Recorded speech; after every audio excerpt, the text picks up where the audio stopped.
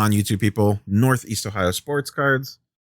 Today we're going to discuss not immediately chasing singles from the hot, newly released product. This should be common sense, I hope, for most of the viewers on this channel.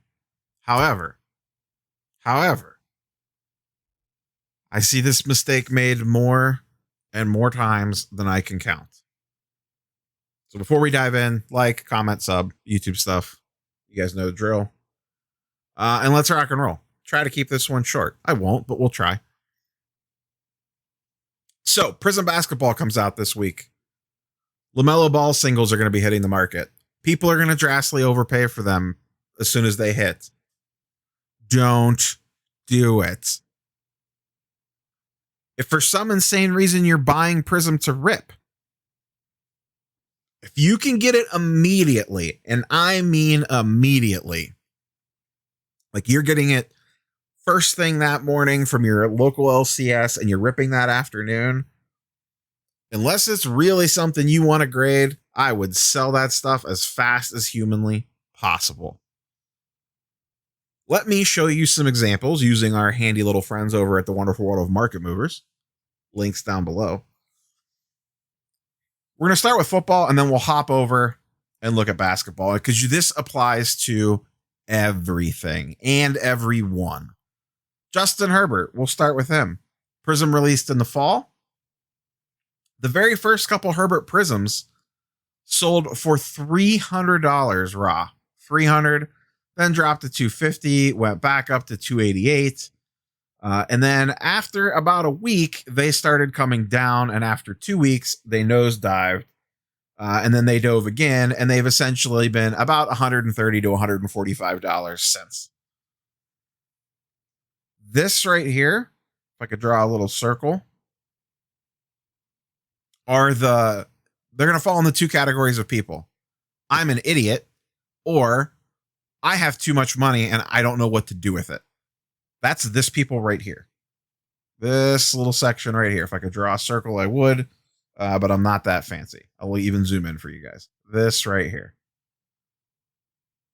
Idiot,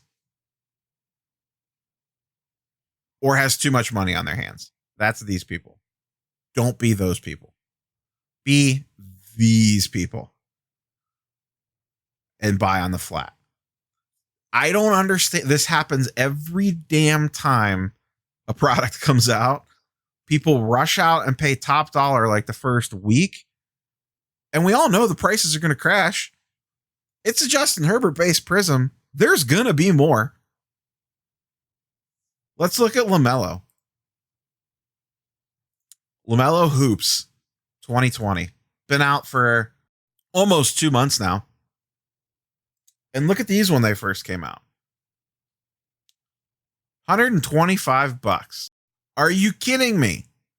$125 for a Hoops base Lamelo Ball. Hoops base. That lasted for about a week. It went from 125 to 100 to 75 to 75. Floated in the 70s, then the 60s. And what is it today? It is a cool, crisp 20-some bucks. You could say, well, he got hurt. Sure, but well before he got hurt, it was $21. Once again, don't buy here. It's a Lamelo base Hoops. It's not going anywhere. There's going to be a ton of them. Why do people insist on buying here? Don't do this. If you watch this channel and you do this, please don't.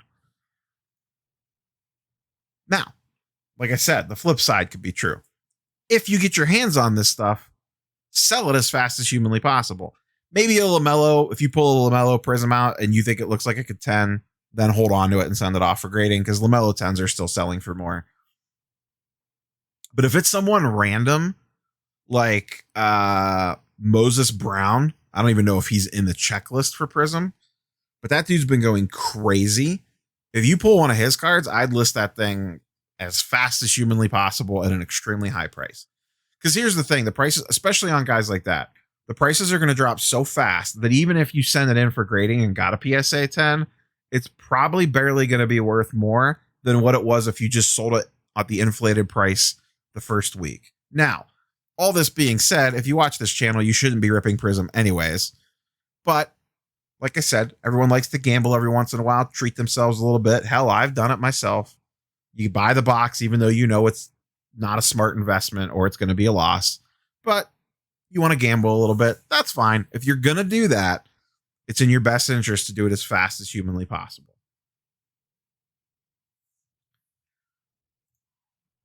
Let's look at his Revolution. This set just came out about 2 weeks ago. This has not fallen off yet. This is his Revolution base. First one sold, or at least it got added to Market Movers on 310, and I think that's about when it came out. Went for 130. He's actually gone up a little bit, even with him getting hurt. This makes no sense. And has dropped back down to around 180. But since it hit Market Movers, it's actually up 30% in the 2 or 3 weeks that it's been out. You are absolutely insane buying this raw Melo Revolution base for $180. You are nuts. Let's look for comparison at Luka, Zion, and Ja. Ja Morant, pretty good. Ever hear of him? $40 is what his raw goes for. Luka, king of the basketball market, $155. $30 less than I only have one wrist Lamelo Ball. Zion, $65. Mr. I get to the bucket whenever I want and score 1 billion points, but no one still cares about me. And I have 16,000 PSA 10 prisms. $65. Lamelo Ball, $181. If you pull a Revolution Lamelo, sell that thing as fast as humanly possible. Even if you get a PSA 10 on this, you would have to, by the time you, with the increased grading fees and stuff, it's so hard because the prices are going to slip back. I don't have the PSA 10 prices up on these. I mean, I can pull them real quick. I know a Ja Morant goes for about $200, give or take, because I have one. Let me run it real fast. This will just take a second. Yeah. A PSA 10 Lamelo Morant goes for $230. A Zion's $400 and a Luka is $478. And this raw is $180. There's no chance this value holds. This will be, I'll call it a $75 card at least in a month, maybe less. I've never understood the run to get this stuff. It's not numbered. It's not super rare. If it's some weird parallel or something, then maybe you could sneak a deal on it if people don't appropriately price it. But just for base cards, like, what are we doing? What are we doing? This makes no sense. Just wait. It's not going anywhere. Especially for the hyped guys. Now, if it's someone under the radar, that's a different story. If you were really big, I'm going to pick on Moses Brown again, but if you were really big on Moses Brown, and let's say he has not gone crazy yet like he has, and you could sneak him in under the radar, absolutely do it. I did that with KPJ last year. Prism came out, KPJ stuff was dirt cheap right from the get, and I just started buying it all up because I really like the player. But that's someone that's way off the radar that had no attention on him at the time that the set came out. These super high-end guys, LaMelo, Anthony Edwards, Wiseman, Halliburton, etc., are all going to come out at super inflated prices. Let them marinate. Just let it marinate for about 30 days. Pull it out of the fridge. It'll be a lot cheaper. Throw it on the grill, and you're good to go. There's no need to run out and buy this stuff immediately. Just none. That's all I got for you guys. Like I said, I was going to try to keep this one short. I wanted to get this out there this week before Prism singles start hitting. Don't chase this stuff. I don't care what the rookie class is. Don't chase it. And even more so with this rookie class, because let's be honest, guys, it's not that great. It's fine. It's an average rookie class. I don't know that there's an NBA superstar in this class, and that includes LaMelo. Could he be an NBA star? Yes. Is he going to be the MVP of the league? I personally don't think so. I don't think he's anywhere close to Luka's level. So good luck in your Prism hunting. I don't know if retail's hitting this week or not, but if it's not this week, it'll probably be next. So if that's your thing, get ready to enter Thunderdome. If you're buying hobby boxes, I wish you well. There is one local store here, semi-local, that does deals on release days. If their price is good enough, I might be stupid and buy one to rip on the channel. No promises. And the only reason I'm buying it is to rip it on the channel. And that is a long shot at best. So don't hold your breath for that one. I usually don't rip a lot of wax on the channel because we're in this to make money, and ripping wax does not make you money. So that's all I got. YouTube stuff down below. Don't forget, like, comment, sub. Not sure what the next video is going to be. I have a few things on the docket that I want to talk about, but they're not super time sensitive. And then I still might do... I have to make up my mind because I only have a couple days left. I am debating doing an NFBC draft, a satellite league. And if I do, I will live stream it. It'll probably be the boringest thing ever to watch. But we'll see. If it's super boring, I'll just end the stream because I'm not going to be able to get too distracted, like answering a bunch of chat questions. But I used to be very into fantasy baseball. I've dropped off the last few years, so there's a gap in my knowledge there.